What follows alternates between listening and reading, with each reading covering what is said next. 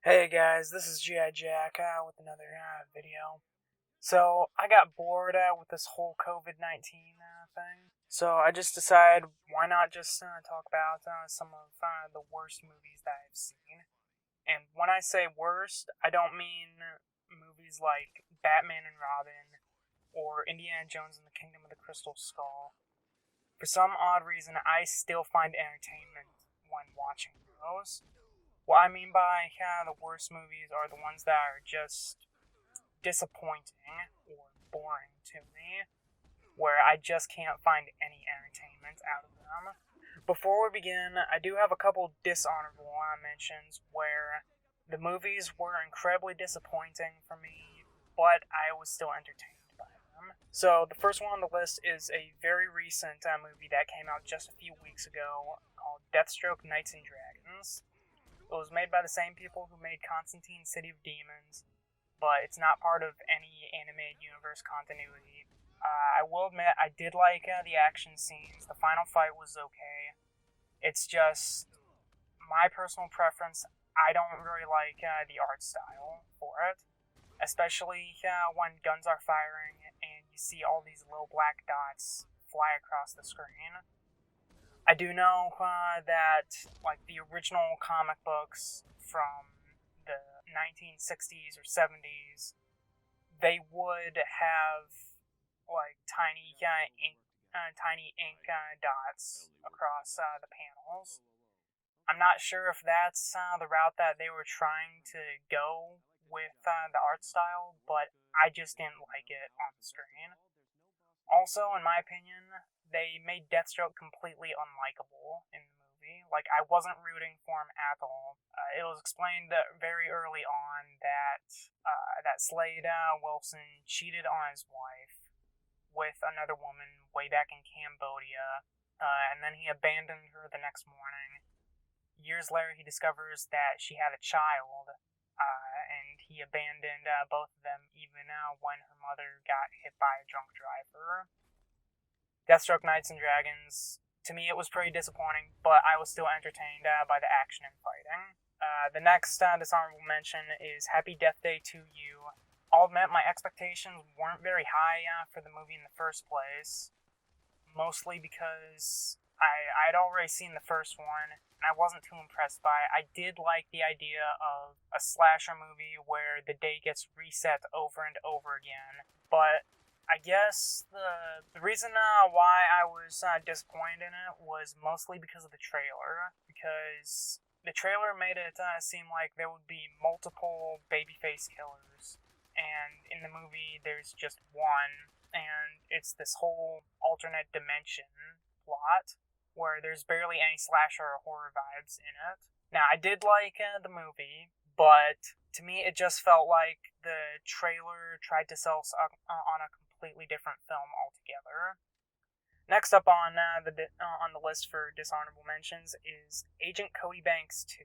My expectations weren't very high for that one either, mostly because, again, I saw the first movie and I wasn't too impressed by it because it felt like a little kiddie watered down version of James Bond. And the second one, it didn't really feel like the stakes were up. There was this thing about nanites being in ice cubes, and when the ice cubes melted, the nanites would eat through anything, like any material, indiscriminately. And in the second movie, the plot was just about mind controlling all of the world's leaders. Then it just felt like a step down. Although I will admit the fight scenes were serviceable. The ending fight between Cody Banks and the main villain was pretty good, especially with the song War, What Is It Good For in the background. But I was still majorly disappointed by that one. Next up is Spider-Man Far From Home, the extended cut. And let me be perfectly clear, I have no problem with the original movie. The original theatrical cut for Far From Home was great. Spider-Man was pretty good. That hallucination sequence was probably one of the best scenes I've ever seen in a Spider-Man movie. But the reason why I was disappointed from the extended cut was they added only 2 scenes into the movie that were about 2 minutes combined. So basically they added 2 minutes of footage, one of which we had already seen, like, outside of the movie, and the second was just a bit with Mysterio. And personally, I just felt that just adding 2 minutes of footage was not worth the full price of admission to see the movie a second time. Final dishonorable mention, ScoobyDoo Return to Zombie Island. This one should go without saying, though, in that it completely retconned the original, where in the original Zombie Island, the monsters were real, like, the zombies were actually dead people rising up from the grave. And then Return to Zombie Island completely subverts that and says, nope, they were people in masks the entire time. And then at the end of the movie, they do a complete 180 again and say, wait, no, one of the cat people was actually real. Except they never actually solved that mystery, and they let that creature go. So, as a Scooby-Doo movie, they failed on all fronts. They destroyed what made the original great, and they also didn't even solve a mystery, like a proper mystery in it. But all in all of the movies that I've mentioned so far, they have still been entertaining. Like, Return to Zombie Island, it did give me a couple laughs. It was okay for a children's movie, but for a fan of the original Scooby-Doo movie, that one just torqued me off. So now that I got all the dishonorable mentions out of the way, onto, like, the real movies that have legitimately made me mad. And luckily, there's actually only 3 movies that I have ever felt like this in my entire life. So, number 3, Doom Annihilation. This one didn't really tick me off that bad, but it was more just that it was so physically dark on the screen. It just bored me to the point where I had to stop the movie halfway through, take a nap, and then restart it later on. But similar to what I said about Deathstroke, Knights and Dragons, none of the characters, to me, were likable.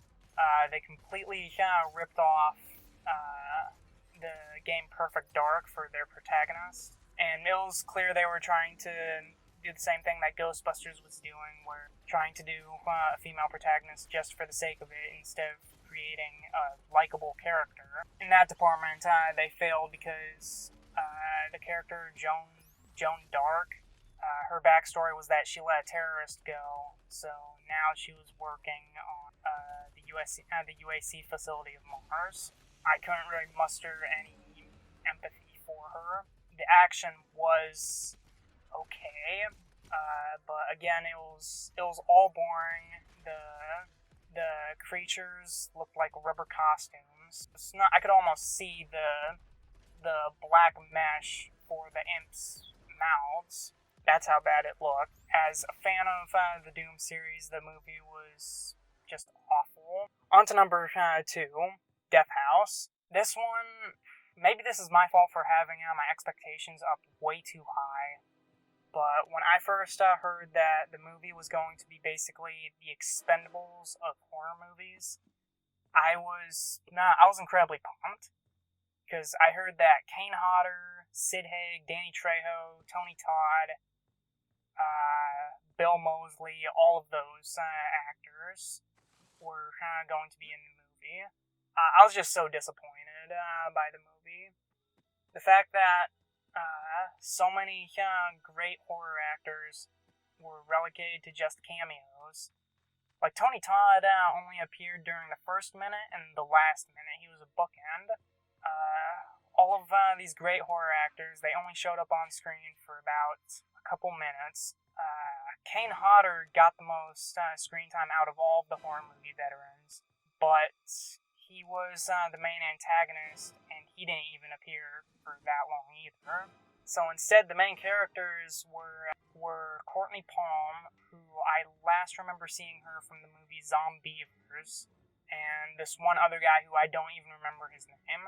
I was pretty disappointed that we had to follow those 2 characters through, and not, like, the actual horror movie actors. Also, the fact that Robert Englund, Brad Dourif, and Bruce Campbell weren't in the movie at all. Let alone the fact that the movie was also boring and physically dark, like Doom Annihilation, to the point where, again, I had to pause the movie and just take a nap for a while. And finally, number one on the most disappointed and boring movie, in my opinion, #horror. Now, this one, I went into it knowing that it would most likely be bad, despite the fact that I turned it on just because Timothy Hutton was in it, and I really liked his work in the TV show Leverage. But that didn't save the movie in the slightest, because, like I said, it was bad. The dialogue was completely cringe-worthy. The characters, every single one of the characters were unlikable, and not even to the point where you're hoping that they die. They're just completely unlikable. You're not rooting for anyone. You're not even rooting for Timothy Hutton, because he goes off the wall, completely psychotic about halfway through the movie, and his dialogue turns to crap real soon. The antagonist, I can't even remember the name of the antagonist, and the movie was just so bad it completely sucked out my sense of entertainment. So those were all the movies that I thought were boring or just disappointing in my opinion. Thankfully, there's only been 3 that I've seen in my lifetime where I have just derived no entertainment from them. Or maybe it's because I've set the bar so low to watch movies these days that at this point I could probably watch a movie like Batman and Robin or Freddy's Dead: The Final Nightmare, and I will still laugh my head off at how stupid they are. But the 3 I mentioned in particular, I can't even laugh at how stupid they are because they're just boring. If you like the video, hit like and subscribe, and I'll see you guys later.